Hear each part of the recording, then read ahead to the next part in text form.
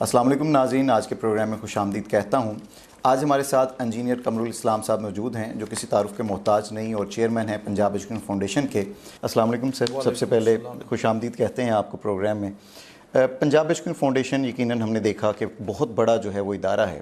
اس کے چیزوں کو کیا کوئی تھرڈ پارٹی وزٹ بھی کرتی ہے؟ کچھ چیزیں ہوتی ہیں کہ یہ معیار جو ہے وہ ہم نے دیکھا وہ برقرار رہے؟ پنجاب ایجوکیشن فاؤنڈیشن کا جو معیار ہے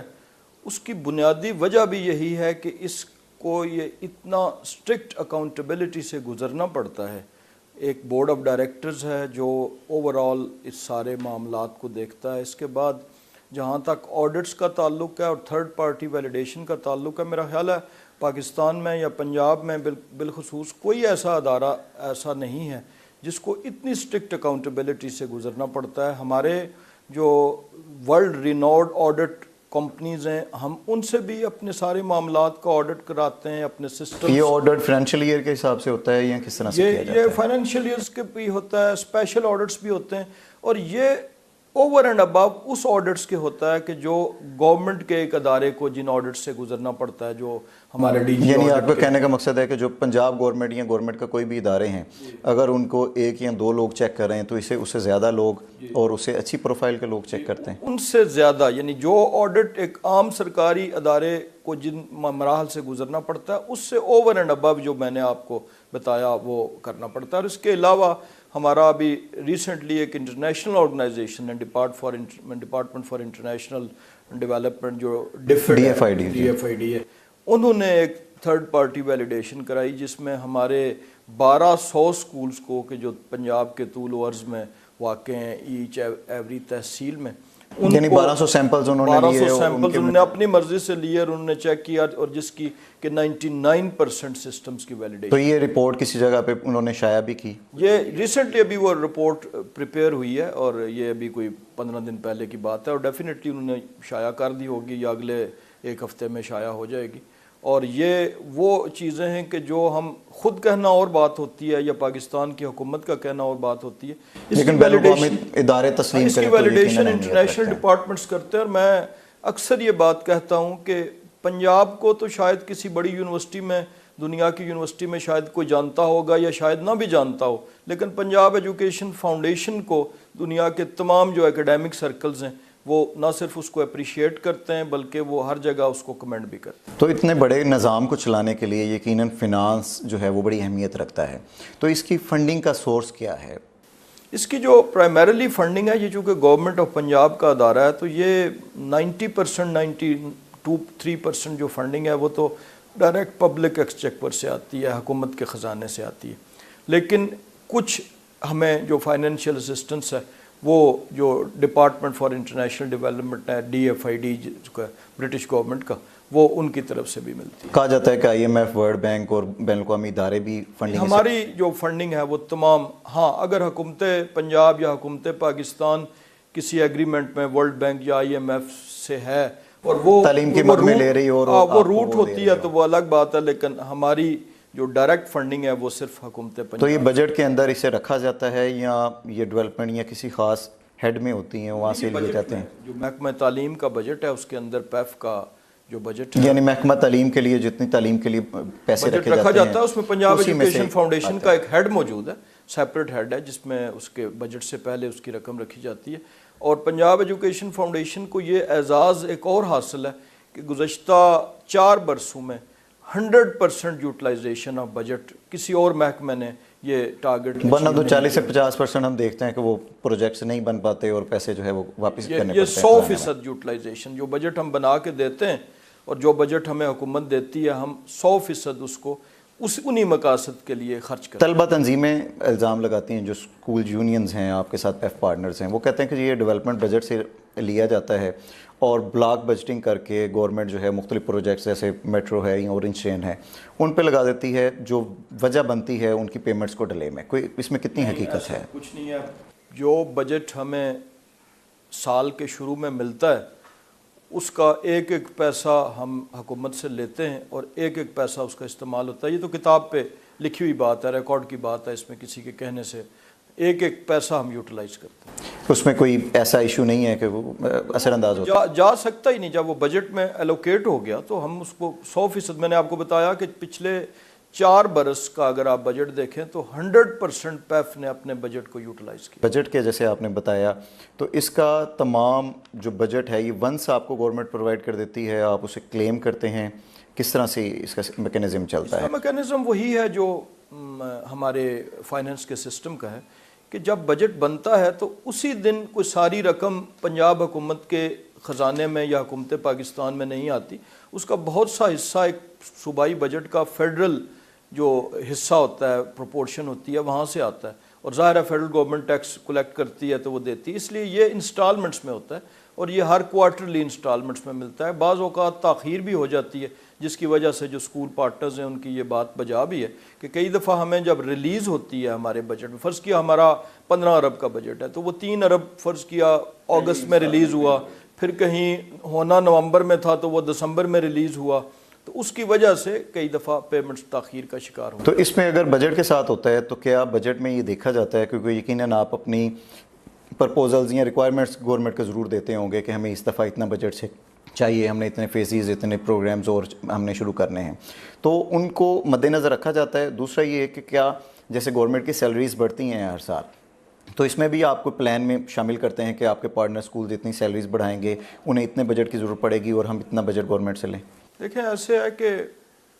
کوشش تو ہماری یہی ہوتی ہے کہ ہم اپنے پروگرامز کے لیے میکسیمم جو ہم پیش کرتے ہیں اس کے لیے حکومت سے بجٹ مانگتے ہیں, لیکن اوبیسلی حکومت کی طرف سے اگر بیٹھ کے دیکھیں تو ان کے پاس اور بھی لا اینڈ آرڈر کا شعبہ ہے, اسکول ایجوکیشن کا اپنا ان کے جو اسکولز ہیں وہ ایک بہت بڑا کمپوننٹ ہے, ہائر ایجوکیشن ہے, ہیلتھ ہے. تو ظاہر ہے پھر جب وہ فائنینس کے ماسٹرز ہوتے ہیں وہ بیٹھتے ہیں تو وہ پھر سارے انہیں سیکٹرز کو مد نظر رکھنا پڑتا ہے. تو آبویسلی ہمیں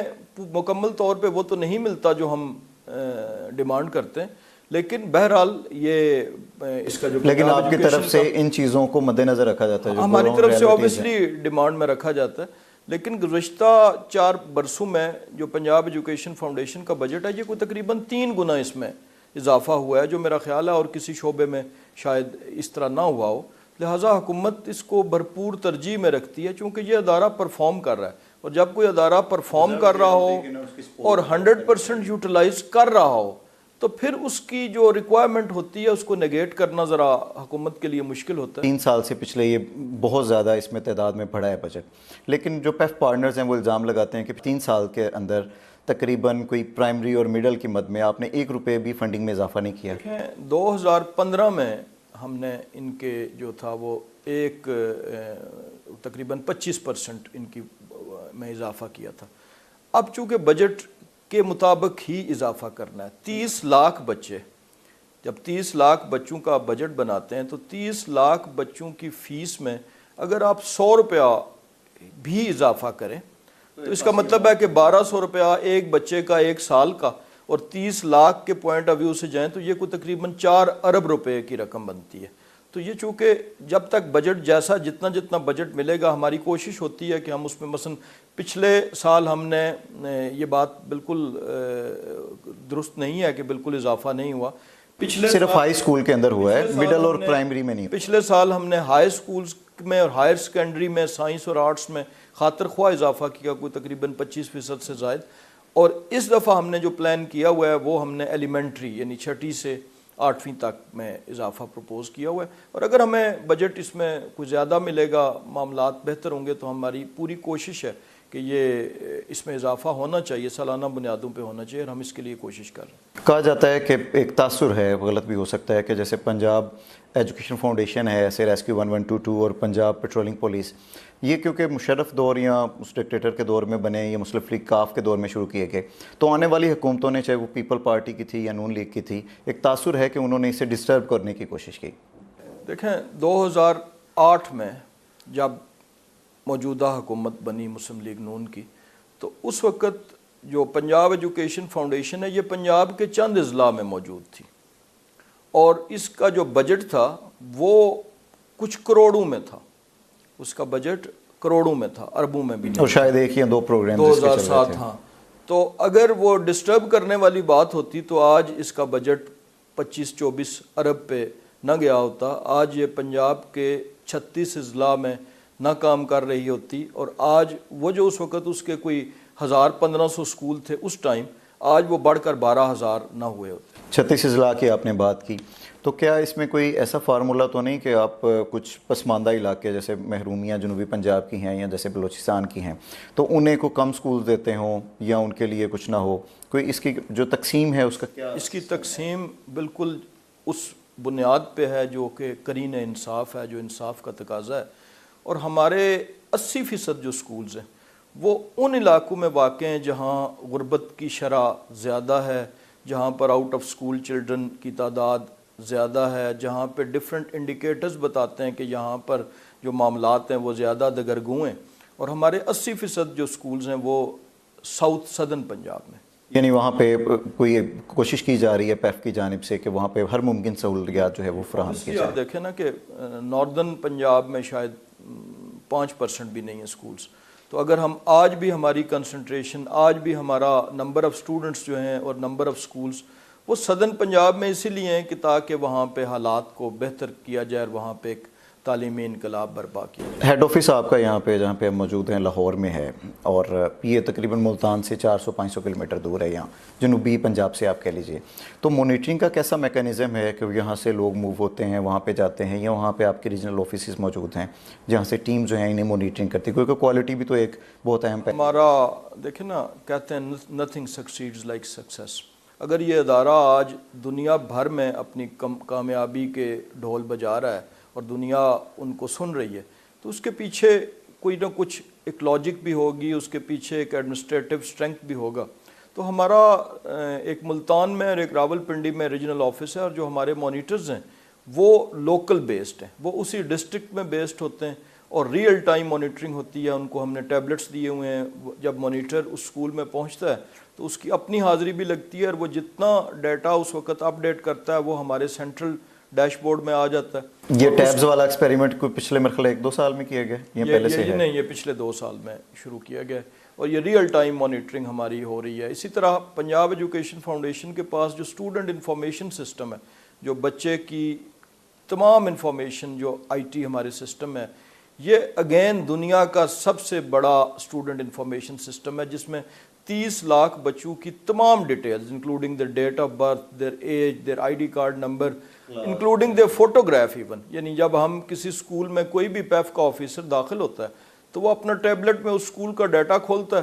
اور وہ ایک ایک بچے کو اس کی نہ صرف نام سے بلکہ اس کی شکل سے بھی اس کی شناخت کر سکتا ہے، اور یہ ایک ایسا سسٹم ہے جو میرا خیال ہے کہ یہاں پر کسی اور ادارے کے پاس۔ اسکول جو ہیں وہ اس میں تعاون کرتے ہیں، یہ پوسیبل ہے کہ وہ آن لائن اپنا ڈیٹا کر سکیں؟ جیسے چھوٹے چھوٹے ڈسٹرکٹس ہیں وہاں پہ انٹرنیٹ کنیکٹیوٹی کے بھی شاید مسائل ہوں، چھوٹے چھوٹے ادارے ہیں گھروں کے اندر بنے ہوئے ہیں، تو یہ فیسلٹیز وہ فلفل کر لیتے ہیں چیزیں؟ پچھلے 4-5 سالوں سے کامیابی سے جاری ہے،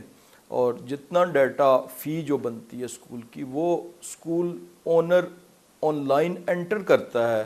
اپنے جگہ پہ بیٹھے ہوئے، اسے یہاں پہ دفتر لاہور یا ملتان یا کسی جگہ نہیں آنا پڑتا، وہ آن لائن انٹر کرتا ہے، اس بچے کی تصویر انٹر کرتا ہے، اس بچے کی ڈیٹیل انٹر کرتا ہے، اس کی ڈیٹ آف ایڈمیشن۔ یہ ویب پورٹل موجود ہے، ویب سائٹ پورٹل موجود ہے، اور اس کی روشنی میں ان کی پیمنٹس بنتی ہے، اور وہ تھرو 1 بٹن وہ پیمنٹ جو ہے وہ اس اسکول کے اکاؤنٹ میں ٹرانسفر ہوتی ہے۔ پیمنٹ کی آپ نے بات کی، تو پیمنٹس کا کیا میکانزم ہے؟ تمام فیسز کی یہ اکٹھی آپ ٹرانسفر کرتے ہیں جتنے بھی پروگرامز ہیں، NSP AVS ہے FS ہے، یا یہ مرحلہ وار؟ نہیں، آبویسلی دیکھیں نا، NSP والے اپنے ادارے کی پیمنٹس پروسیس کر رہے ہیں، پھر وہ فائنینس کے پاس آتی ہے، تو یہ تو نہیں ہے کہ وہ ایک ہی تاریخ میں ہوتی ہے، لیکن یہ ہر مہینے وہ ایکٹیویٹی جاری رہتی ہے۔ کسی کا پہلے پروسیس کمپلیٹ ہو کے آ جاتا ہے، کسی کا 2-4 دن۔ اس میں کوئی ایک فیکٹر یہ بھی تو نہیں جو ڈیلے کا الزام جو ہے وہ تنظیمیں لگاتی ہیں یا ادارے پارٹنرز لگاتے ہیں کہ وہ خود انرولمنٹ جو ہے یہ منتھلی اپ ڈیٹ سے آپ نام دیتے ہیں وہ لیٹ بھیجتے ہوں؟ یہ ایک بہت بڑا فیکٹر ہے جو اب وقت کے ساتھ اب منیمائز ہو رہا ہے، چونکہ اسکول پارٹنرز کو اب اس کا احساس ہو گیا، اور ہم نے بھی اسے یہ کیا کہ ہم نے اسے سیگمنٹس میں کر دیا۔ پہلے یہ ہوتا تھا کہ جب تک ایک پروگرام کے تمام لوگوں کا ڈیٹا نہیں آ جاتا تھا تو تب تک پیمنٹ پروسیس نہیں چلاتے تھے، تو پھر ہم نے سوچا کہ ہم کسی ایک کی تاخیر کی جو سزا دوسرے کو نہ ملے، تو ہم نے پھر سیکشنز میں کر دیا کہ جب بھی 100 200 300 سکولز کا ایک چھوٹا سا وہ بنا دیتے ہیں کوہورٹ، اور جو بھی جب وہ کمپلیٹ ہوتا ہے تو وہ پیمنٹ پروسیس شروع تو یہ پیمنٹ تقریباً کب تک جو ہے وہ مکمل ہو جاتی ہے تمام فیسز کی؟ کوئی 10-15 تاریخ، 20 تاریخ، یا کوئی اگلے ماہ تک بھی پینڈنگ جو ہو جاتی ہیں؟ جیسے کہ میں نے عرض کیا نا کہ یہ ڈیپینڈ کرتا ہے کہ ہمارے اس دن ہمارے جیب میں پیسے کتنے ہیں ہمارے، کیونکہ جو پیسے آتے ہیں وہ فزیکلی اسکول پارٹنرز کے اکاؤنٹس میں ٹرانسفر ہوتے رہتے ہیں. تو اگر کہیں بجٹ میں پیسے نہ ہو تو پھر تو تاخیر ہو، یعنی پنجاب گورنمنٹ کی جانب سے یا ڈونر کی جانب سے اگر پیمنٹس ٹرانسفر نہیں ہوتی تو اس کا اثر جو ہے پارٹنرز پہ پڑتا ٹرانسفر ہے. میں اگر فرض کیا تاخیر کوئی ہو جاتی ہے، جو کہ اکثر پروسیسز میں کسی نہ کسی وجہ سے ہو جاتی ہے، تو تب تو کوئی تاخیر ممکن ہے، ورنہ پیف کے بہاف پہ کبھی نہیں ہوا کہ وہ اس مہینے کے اندر پیسے ریلیز نہ ہوئے. باتوں کا سلسلہ جاری ہے. یہاں وقت ہوا ہے کمرشل بریک کا، ہمارے ساتھ رہیے.